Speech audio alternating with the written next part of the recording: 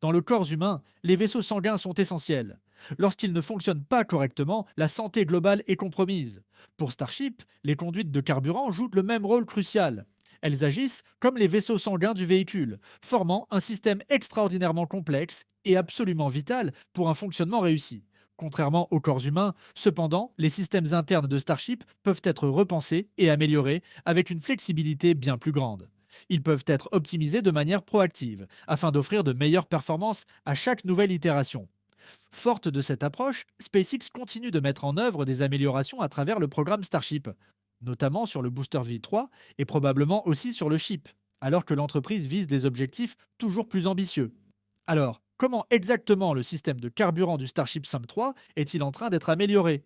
Découvrons-le dans l'épisode d'aujourd'hui sur notre chaîne. Avant d'aborder le sujet principal, je tiens à remercier nos fidèles abonnés pour leur soutien depuis les débuts de la chaîne. Nous espérons que vous continuerez à nous soutenir en vous abonnant afin de recevoir nos dernières mises à jour. Cela nous encouragera également à nous améliorer pour nos prochaines vidéos. Merci. Lorsqu'on évoque le Super Heavy V3, il est clair que cette version introduit plusieurs améliorations révolutionnaires. Celles-ci comprennent un nouveau design de hot staging, une configuration révisée des ailerons de grille, ainsi qu'une variante de moteur mise à jour. Du point de vue du carburant, SpaceX a également annoncé un nouveau tube de transfert de carburant, conçu pour améliorer davantage l'efficacité et la fiabilité lors d'une large gamme de manœuvres. Toutefois, les améliorations ne s'arrêtent pas là, en particulier après les problèmes rencontrés avec le booster 18. Cette explosion s'est produite à l'intérieur du réservoir d'oxygène liquide, une zone connue pour son réseau dense et complexe de conduite de carburant. Cela soulève une question importante. Au-delà des améliorations déjà mentionnées, quels autres changements ont été apportés au système de carburant? Commençons par les réservoirs. Le premier est le réservoir d'atterrissage d'oxygène liquide, un composant que nous avons déjà vu SpaceX installer lors de la phase finale d'empilement de l'assemblage du booster. Ce réservoir subira un léger changement de position, se rapprochant du système de déconnexion rapide, ce qui le place également plus près du point de ravitaillement en oxygène liquide du booster.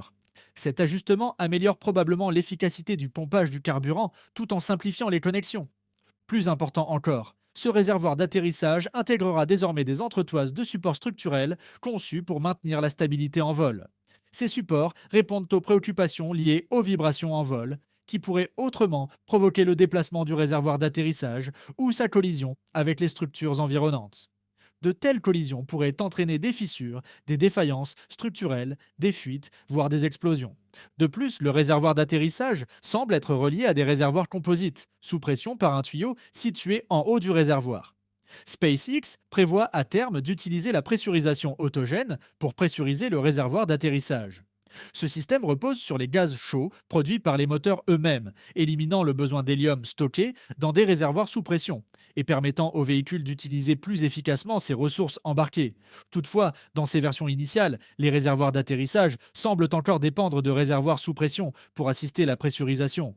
Il est probable que les prototypes futurs passeront entièrement à la pressurisation autogène, une fois que le système aura démontré une stabilité suffisante.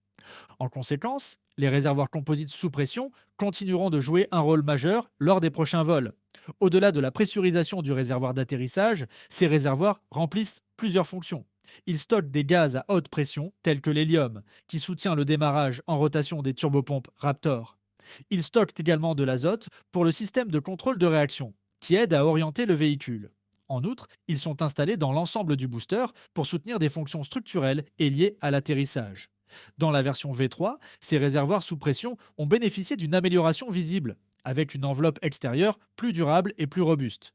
Ces réservoirs améliorés peuvent être observés dans les unités rouge-orangées à l'intérieur de la Star Factory, sur des images du Booster 19 à l'intérieur de la Mega Bay, ainsi que dans des séquences récentes montrant leur transport vers Massey pour des essais.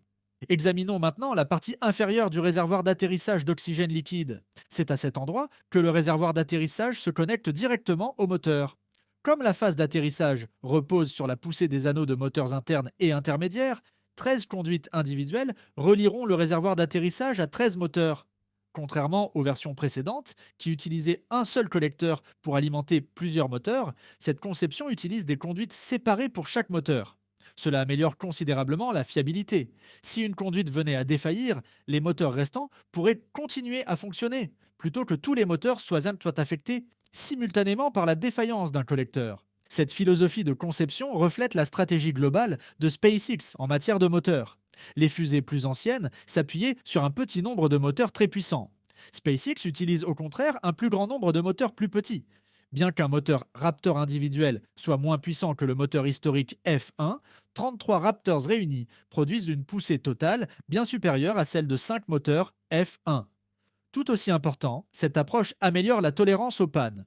Si un ou deux moteurs tombent en panne, le véhicule peut toujours fonctionner efficacement. A l'inverse, les fusées plus anciennes subissaient une perte de performance immédiate et sévère, si ne serait-ce qu'un seul moteur tombait en panne, en raison de la contribution élevée de chaque moteur à la poussée totale. Plus tôt, nous avons noté que le réservoir d'atterrissage d'oxygène liquide sera positionné plus près du point de déconnexion rapide. Cela mène naturellement à une autre question. Comment ces composants seront-ils connectés? La réponse est par l'intermédiaire d'un grand tuyau dédié. Ce tuyau est distinct de celui utilisé pour charger le réservoir principal d'oxygène liquide. Cette configuration diffère du système au méthane qui n'utilise qu'un seul tuyau. La raison probable est que le réservoir principal d'oxygène liquide et le réservoir d'atterrissage sont entièrement séparés, tandis que les deux réservoirs de méthane sont reliés par un tube de transfert intermédiaire. Cela couvre le réservoir d'atterrissage d'oxygène liquide. Passons maintenant au réservoir d'atterrissage de méthane. De manière similaire au système à l'oxygène liquide, le réservoir d'atterrissage de méthane connectera chaque moteur individuellement. Dans ce cas, 33 conduites distinctes alimenteront les moteurs. Cela réduit à nouveau le risque de défaillance localisée. Comme le réservoir d'atterrissage de méthane est situé au centre plutôt que décalé, l'agencement des conduites sera plus symétrique et plus ordonné. De plus, ces conduites intégreront des vannes et des systèmes de filtration à leurs extrémités. Ces composants sont conçus pour empêcher les sédiments, la glace ou les débris de pénétrer dans les moteurs, ce qui pourrait résulter de carburant gelé ou de dommages structurels. La filtration garantit que le carburant atteignant les moteurs reste dans un état optimal. L'inclusion de vannes offre également à SpaceX un contrôle accru. En cas de problème ou si une manœuvre d'atterrissage spécialisée est requise, des moteurs individuels peuvent être arrêtés en fermant des conduites de carburant spécifiques. En ce qui concerne la pressurisation, le réservoir d'atterrissage de méthane, comme son homologue à l'oxygène liquide, est relié à un réservoir composite sous pression, afin d'aider à maintenir une pression adéquate. Plus tôt, nous avons brièvement mentionné le tuyau intermédiaire reliant le réservoir de tête de méthane et le réservoir d'atterrissage de méthane. Ce composant correspond au tube de transfert de carburant amélioré évoqué au début de la discussion. Ce tube était nettement plus grand que les versions précédentes, mesurant environ 37 mètres de long et 3 mètres de diamètre. Lorsqu'il a été observé pour la première fois, il a souvent été comparé en taille à un Falcon 9. Bien que légèrement plus petit, il reste énorme et agit effectivement comme l'épine dorsale structurelle du booster Super Heavy. Ce tube de transfert se situe entre les deux réservoirs, reliant le bas du réservoir principal de méthane au sommet du réservoir d'atterrissage. SpaceX a déclaré que cette conception permet des manœuvres de basculement plus rapides et plus fiables, ainsi que la capacité de démarrer plusieurs moteurs simultanément. Jusqu'à présent, la plupart des observations se sont concentrées sur l'extérieur de ce tube. L'intérieur est tout aussi important. En raison de sa taille, des barres de renfort internes ont été ajoutées pour renforcer la structure et améliorer la stabilité. Les éléments issus de l'essai du booster 18 suggèrent que, même si les dommages externes semblaient sévères, le tube de transfert de carburant lui-même est resté dans un état relativement bon. Toutefois, la présence de nombreuses entretoises internes introduit de nouvelles contraintes. Ces structures augmentent le risque de génération de débris, d'accumulation de sédiments ou de formation de givre. C'est l'une des raisons pour lesquelles les conduites plus petites reliant le réservoir d'atterrissage au moteur nécessitent des systèmes de filtration et des vannes robustes. Enfin, nous arrivons aux systèmes les plus proches des moteurs.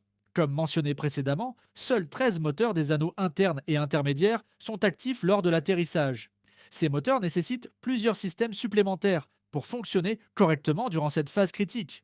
Au-delà des conduites de carburant, chaque moteur est relié à des lignes électriques et de données qui convergent vers un système de contrôle central situé à l'extérieur du booster. Les systèmes électriques Nebulum sont responsables de l'alimentation en énergie, tandis que les systèmes de données gèrent la navigation, la surveillance de la pression, la mesure de la température et d'autres paramètres critiques.